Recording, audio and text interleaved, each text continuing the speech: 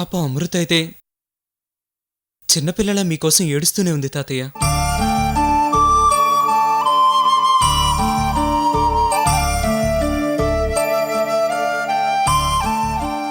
మీకేం కాదు తాతయ్య. మీరు అనుకున్నట్టుగానే అమృత వికాసుల పెళ్లి జరుగుతుంది. మీరు సంతోషంగా వాళ్ళని ఆశీర్వదిస్తారు.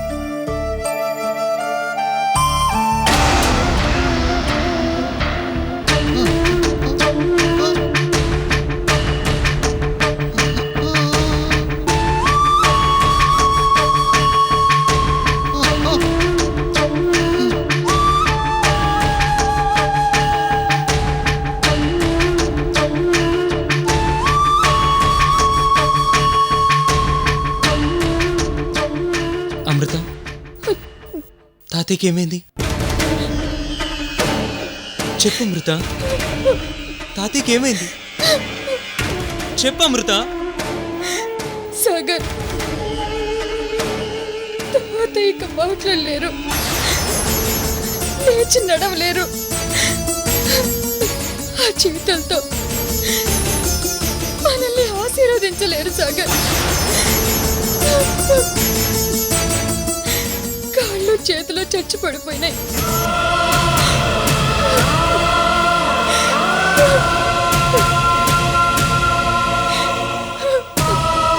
తాతయ్య,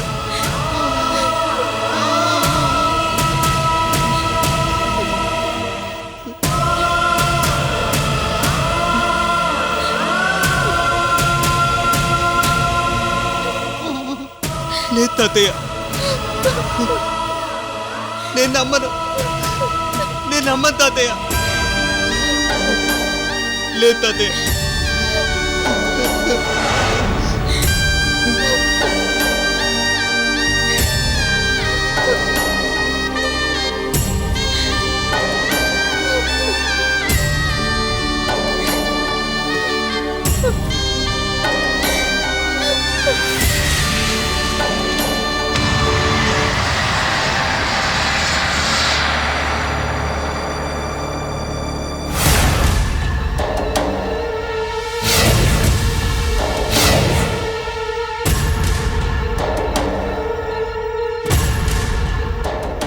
పేషెంట్ పేరు?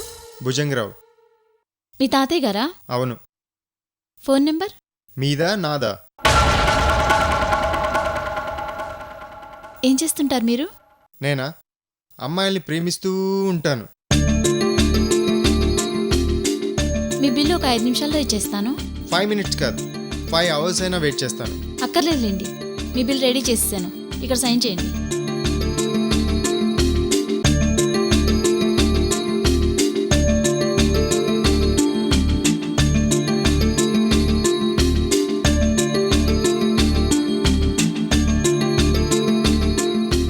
ఓ, ఇంతేనా?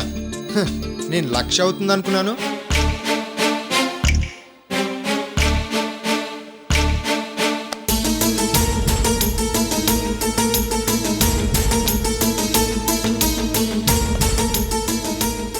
సరిపోయాయా?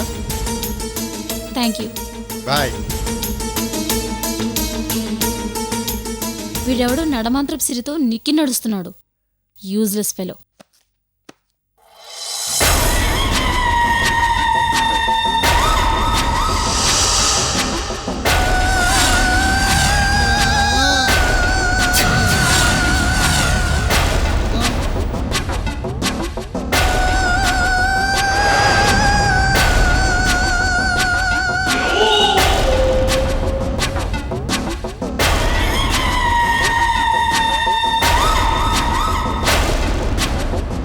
సాగర్, వచ్చావా?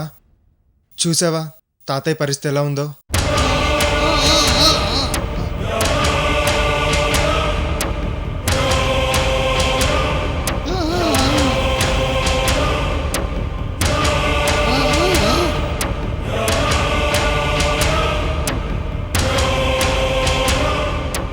తాతయ్య, మీరు కాసేపు ప్రశాంతంగా ఉండండి. మీరేం చెప్పాలనుకుంటున్నారో మాకు అర్థం కావట్లేదు.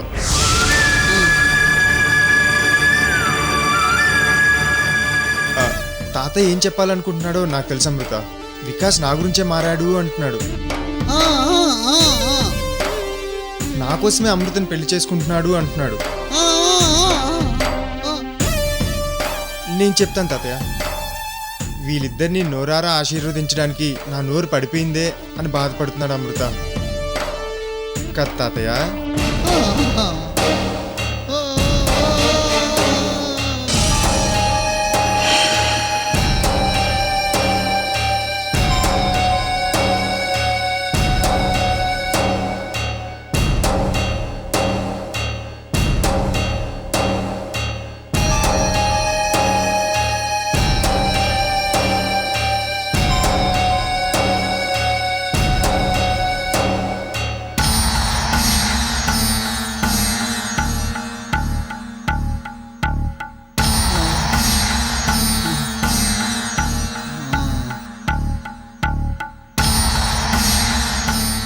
మీ పేరేంటి? Vikas.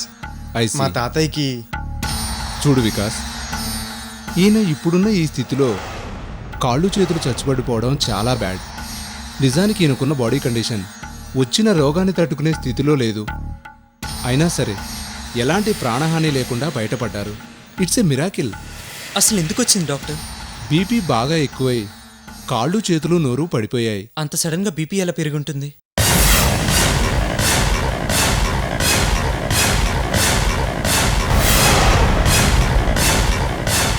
Physical conditions are situations ఏవైనా కావచ్చు. ఐసీ. డాక్టర్ బిల్స్ అన్ని పే చేసేసాను. అలాగే పేషెంట్ను తీసుకెళ్ళండి. టాబ్లెట్స్ ఎలా వేసుకోవాలో మీకు ఆల్రెడీ చెప్పాను కదా. తెలుసు డాక్టర్. డైట్ స్ట్రిక్ట్గా ఫాలో అవ్వండి. ఓకే. అలా చేస్తే కనీసం 15 రోజుల్లో మాటొచ్చే అవకాశం ఉంది. ఆయన్ని చాలా జాగ్రత్తగా పసిపిల్లాళ్లా చూసుకోవాలి. అలాగే డాక్టర్. మా తాతయ్య అంటే మాకు ప్రాణం. ఆయనకి ఎలాంటి కష్టం లేకుండా చిన్న పిల్లాడిలా చూసుకుంటాం. గుడ్. సిస్టర్, డిశ్చార్జ్ చేయండి. తాతగారు, have a nice day. Take care. నీకు 15 రోజుల్లో మళ్ళీ మాట వస్తుందా? రానివ్వను.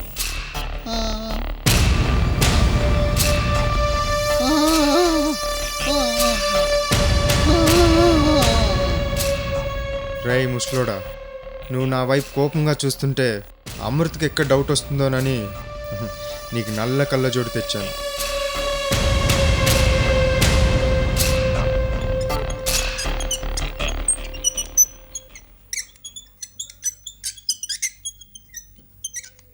ఒక్క నిమిషం.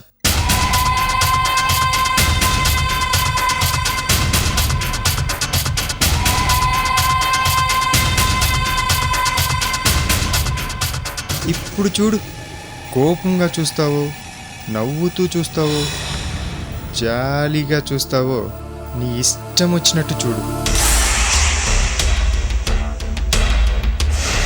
నీ మనవడిని చాలా తక్కువ అంచనేసావు తాతయ్య. నెమ్మదిగా లేపండి. నెమ్మదిగా.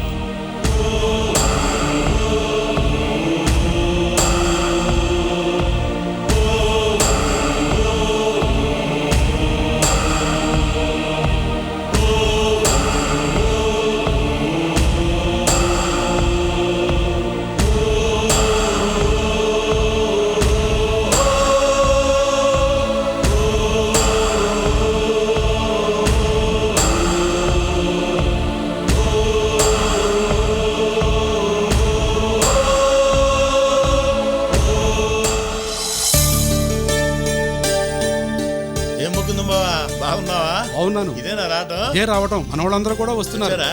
వచ్చేస్తున్నారు. రాఘవగాడు వచ్చాడా? ఇక్కడే బజార్ దగ్గర ఆగాడు, పూలదండలు పట్టుకొస్తాను. వచ్చాడు. ఇంకా పెళ్లి అయిపోతుంది, రాలేదంట అని చూస్తున్నా. వాడు నాతో వచ్చేటప్పుడు బజార్ దగ్గర ఆగాడు కదా. సరే నువ్వు లోపలికి వెళ్ళి పనులు చూడు. అలాగే.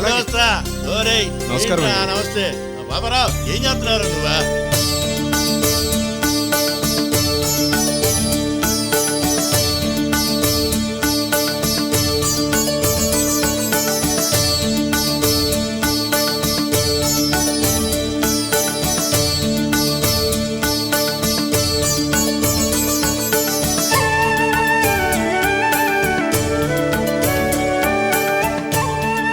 ఏ నందిని, కళ్యాణ తిలకం పెడుతున్నా కదలొద్దు. నువ్వు ఉండమ్మా.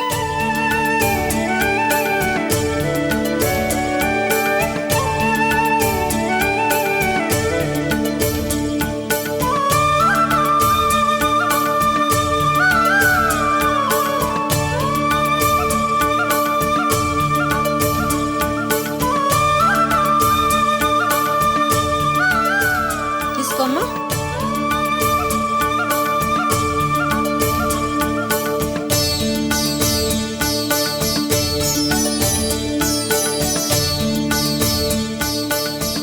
ఏ నందిని, ఎంత అందంగా ఉన్నావో తెలుసా? నీకు నా అదిష్టే తగిలేట్టుందే. అదిగో వెంకట్రావు వచ్చాడు. అబ్బో, వెంకట్రావు అనగానే నందినికి ఎంత సిగ్గో.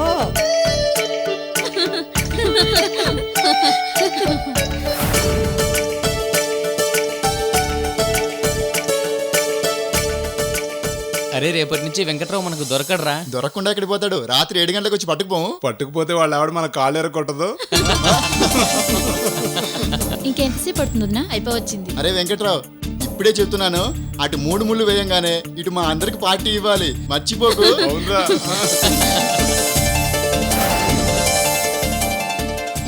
ఇప్పుడు కొత్త షర్టు ఎందుకంటే వినవు కదా. మీరు ఊరుకోండి. పెళ్లిలో పాత బట్టలు వేసుకుని తిరుగుతారా ఏంటి అసహ్యంగా? సర్లే, అన్నీ రెడీ అయినాయా? ముహూర్తానికి ఇంక గంట మాత్రం టైం ఉంది. అమ్మాయి రెడీ అయిందా? రెడీ అయిందండి. మీరు కానిస్తే తొందరగా వెళదాం.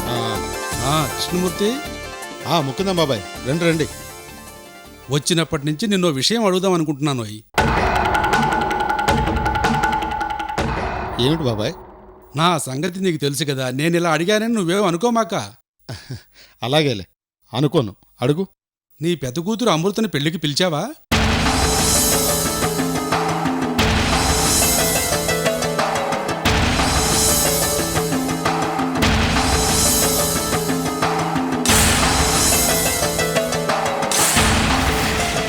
అమృత విషయం పెళ్లి కొడుకు వాళ్ళకి తెలుసా?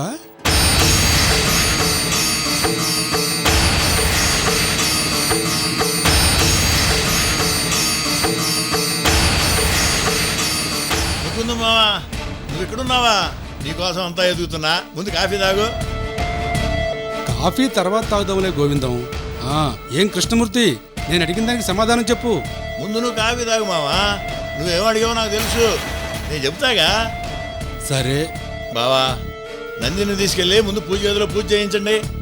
అమ్మా, ముహూర్తానికి టైం అవుతుంది. వెళ్ళమ్మా లక్ష్మి, త్వరగా వెళ్ళండి.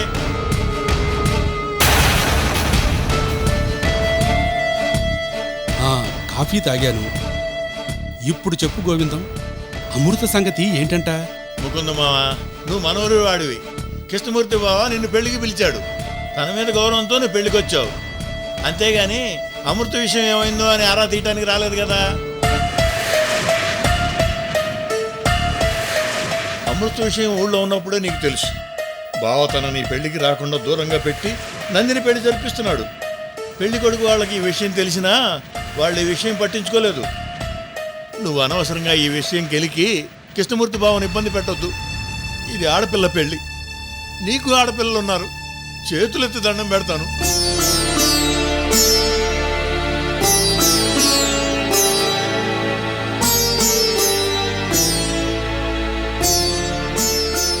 బావా, ముకుందం బాబాయ్.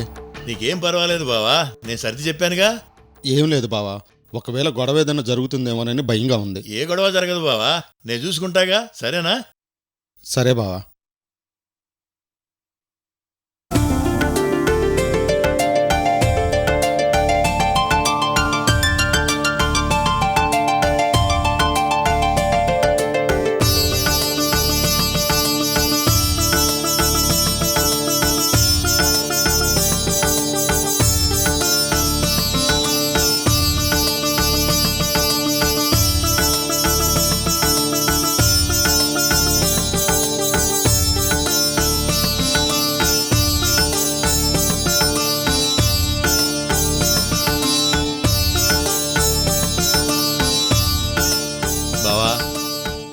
ఆలోచించమాక, నందిని తీసుకెళ్లి పూజ చేయించు. బావా రారా. నువ్వెక్కడికే వెళ్ళి పనులు చూడు. అమ్మాయి, వెళ్ళి గెస్టులు రిసీవ్ అలాగే, చేసుకోండి అంకుల్. మీకు మంచి మొగుళ్ళు వస్తారు. రండి. నందిని దేవుడికి దండం పెట్టుకోమ్మా. ముందు కొబ్బరికాయ కొట్టు.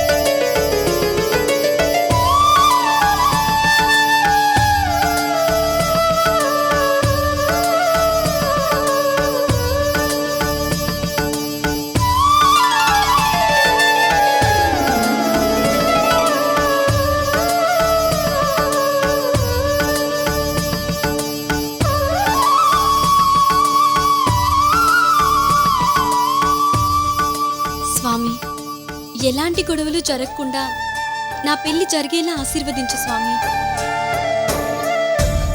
అలాగే అమృతక్క నా పెళ్లికొస్తే బావుండు, కానీ పరిస్థితుల వల్ల తను రాలేకపోవచ్చు. కానీ ఎక్కడున్నా క్షేమంగా ఉండాలి స్వామి. తన దీవెనలు నాకుండాలి.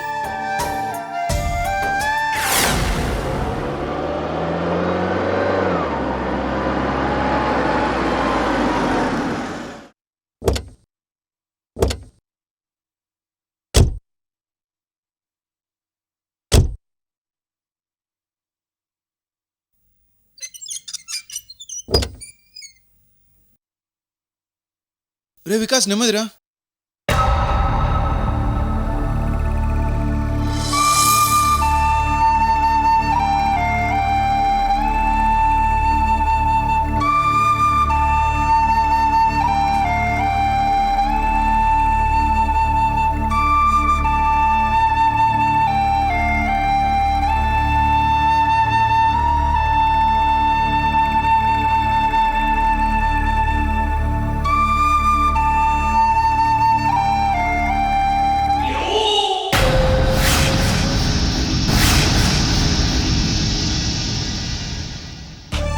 తాతయ్యని ఇలా చూస్తుంటే తట్టుకోలేకపోతున్నాను నాన్న. పచ్చని పెళ్లి పందిర్లో మనవడి మనవరాలి పెళ్లి హడావిడిలో తిరగాల్సిన నాన్న అంతా మన దురదృష్టం. అమృత, డాక్టర్ గారు ఏం చెప్పారమ్మా? తాతయ్యని చిన్నపిల్లలా చూసుకోవాలని చెప్పారు అత్తయ్య. టైంకి భోజనం పెట్టాలి, ఉప్పు కారం తగ్గించాలన్నారు. మందులు వాడితే 15 రోజుల్లో మాట వచ్చే అవకాశం ఉందని చెప్పారు. అంతకంటేనా? మామయ్య గారు మాట్లాడితే చాలు, అదే మహాభాగ్యం.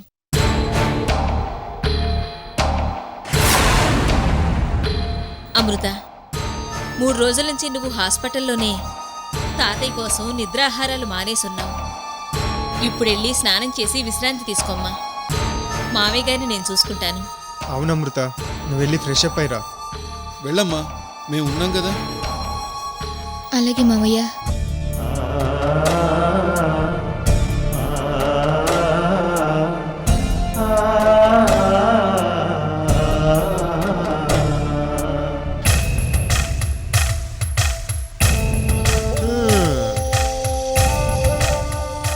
ఏం తాతయ్య, ఎలా ఉంది? ఈ పరిస్థితి నువ్వే కొని తెచ్చుకున్నావు. మా మాట వినింటే ఇంత దాకొచ్చేదా? కాళ్ళు చేతులు నోరు పడిపోయినా గుండె మాత్రం గుండ్రాయిలా ఉంది బాను.